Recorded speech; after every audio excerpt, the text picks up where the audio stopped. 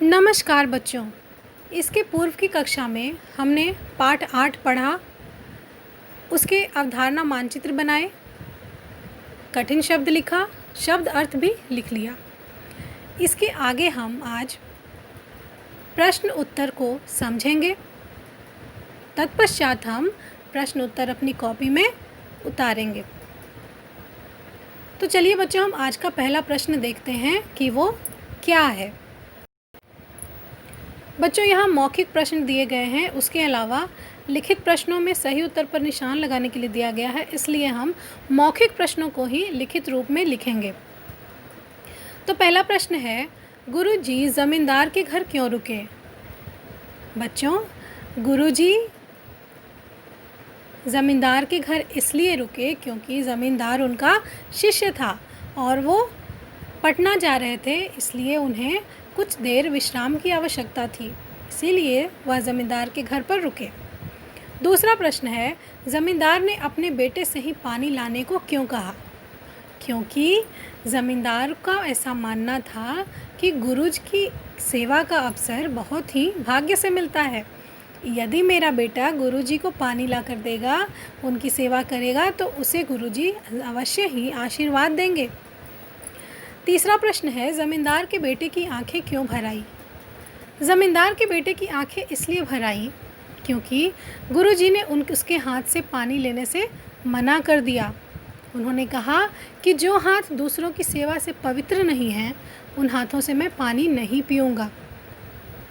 चौथा प्रश्न है, ज़मींदार के बेटे को कौन सा गुरु मंत्र मिल गया था? ज़मींदार के बेटे को दूसरों की सेवा करने का गुरु मंत्र मिल गया था।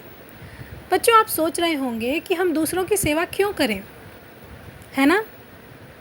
तो बच्चों, दूसरों की सेवा करना इसलिए आवश्यक है क्योंकि इस पूरे पृथ्वी पर पूरी मानव जाति, जितनी भी मानव जाति है, और मानव जाति को छोड़कर जितनी भी अन्य जातियां हैं, पशु पक्षी कीड़े मकोड़े, उन सब से अलग एक और जाति है जो है मानव जाति। बच्चों, मानव जाति एक ऐसी जाति है जिनके पास अपना स्वयं का दिमाग होता है, जिनके पास भावनाएं होती हैं, जिनके पास दया, प्रेम, ये सारी भावनाएं कूट कूट कर भरी होती हैं। इसीलिए मानव जाति एक दूसरे की सेवा करते हैं, एक दूसरे को प्रेम करते हैं, एक दूसरे की तकलीफ़ समझते हैं। और यदि कोई मनुष्य किसी की सेवा नहीं करता, किसी का दर्द, किसी की तकलीफ़ नहीं समझता, तो उसका मनुष्य होना तो व्यर्थ ही है ना।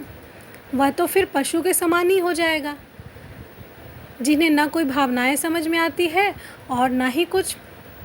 यही कारण है कि मनुष्य जाति को हमेशा दूसरों की सेवा करने के लिए तत्पर रहना चाहिए। तो चलिए बच्चों, अब हम आज का प्रश्न उत्तर लिख लेते हैं। बच्चों, इसके लिए सबसे पहले आप एक नया पृष्ठ लेंगे। पृष्ठ में पाठ संख्या, पाठ का शीर्षक, उसके नीचे प्रश्न उत्तर बड़े अक्षरों में लिखेंगे। पहला प्रश्न है, गुरुजी ज़मींदार के घर क्यों रुके? इसका उत्तर है, ज़मींदार गुरु गोविंद सिंह जी का शिष्य था, इसलिए पटना जाते समय रास्ते में कुछ समय विश्राम के लिए गुरुजी ज़मींदार के घर रुके। इसी प्रकार अगला प्रश्न है, ज़मींदार ने अपने बेटे से ही पानी लाने को क्यों कहा? बच्चों, इसका उत्तर है, गुरु की सेवा का अवसर बड़े भाग्य से मिलता है, इसीलिए ज़मींदार ने अपने बेटे से पानी लाने को कहा। तीसरा प्रश्न है, ज़मींदार के बेटे की आंखें क्यों भर आई? क्योंकि ज़मींदार का बेटा पहली बार अपने हाथ से गुरुजी के लिए ही पानी लाया था। यह जानकर गुरुजी ने पानी पीने से मना कर दिया और कहा कि बेटा, जब तुम अपने हाथ दूसरों की सेवा से पवित्र कर लोगे, तभी मैं तुम्हारे हाथ से जल ग्रहण करूँगा। यह सुनकर ज़मींदार के बेटे की आंखें भर आई। चौथा प्रश्न है, ज़मींदार के बेटे को कौन सा गुरु मंत्र मिल गया था? इसका उत्तर है, ज़मींदार के बेटे को दूसरों की सेवा का गुरु मंत्र मिल गया था।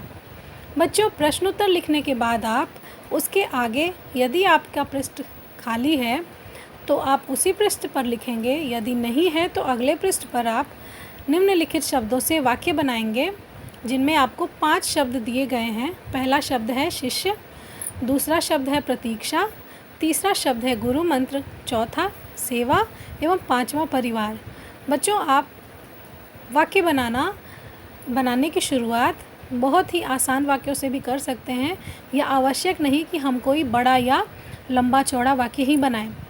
जैसे शिष्य के लिए आप एक सिंपल सा छोटा सा वाक्य बना सकते हैं कि मैं एक अच्छा शिष्य हूँ।